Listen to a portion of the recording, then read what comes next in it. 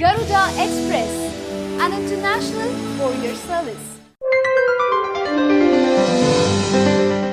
భిన్నత్వంలో ఏకత్వమే భారత్కున్న శక్తి అని ప్రధానమంత్రి నరేంద్ర మోదీ పేర్కొన్నారు. దేశంలోని ప్రతి రాష్ట్రం మరొక రాష్ట్ర సంస్కృతి, సాంప్రదాయం, భాషలను అర్థం చేసుకుంటే ఇబ్బందులన్నీ తొలగిపోయి ఏక్ భారత్ శ్రేష్ఠ భారత్ అవతరిస్తుందని పేర్కొన్నారు.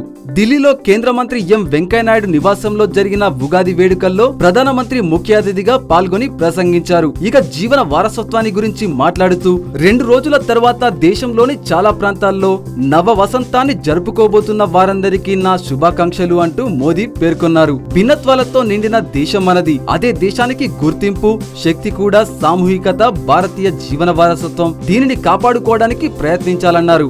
భిన్నత్వంలో నిండిన ఏకత్వానికి ఎంత బలం ఇస్తే దేశానికి అంత బలం చేకూరుతుందని, భారత్ ను శ్రేష్ఠ దేశంగా మార్చాలని ఏకత అత్యవసరమన్నాడు. అప్పుడే శ్రేష్ఠ భారత్ దిశగా వేగంగా అడుగులు పడతాయి. ఎన్నో ఏళ్ల పాటు దేశంలోని భాషాపరమైన వివాదాలతో సమస్యలు ఎదుర్కొన్నాం. దక్షిణాదిపై హిందీ భాషను రుద్దే ప్రయత్నం చేశారన్న ఆరోపణలు కూడా ఉన్నాయి.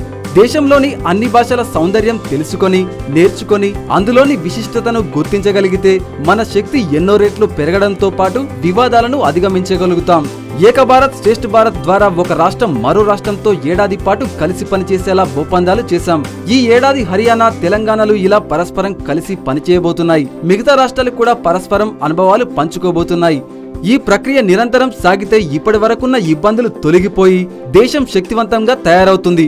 ప్రతి ఒక్కరూ మరొకరి సామర్థ్యాన్ని, సౌందర్యాన్ని, భిన్నత్వాన్ని తెలుసుకొని అందులోని విశిష్టతను అర్థం చేసుకునే ప్రయత్నం చేయాలి. ఏటా ప్రతి రాష్ట్రం కొత్త రాష్ట్రంతో ఒప్పందాలు చేసుకుని కొత్త విషయాలు నేర్చుకుంటూ ముందుకెళ్తే శ్రేష్ఠ భారతం సాకారమవుతుందని ప్రధాని చెప్పారు. ఇలాంటి భాషా ప్రాంతం భేదం లేకుండా జీవించాలని, మనమంతా ఒక్కటే అని ప్రధాని మోదీ చెప్పడం జరిగింది.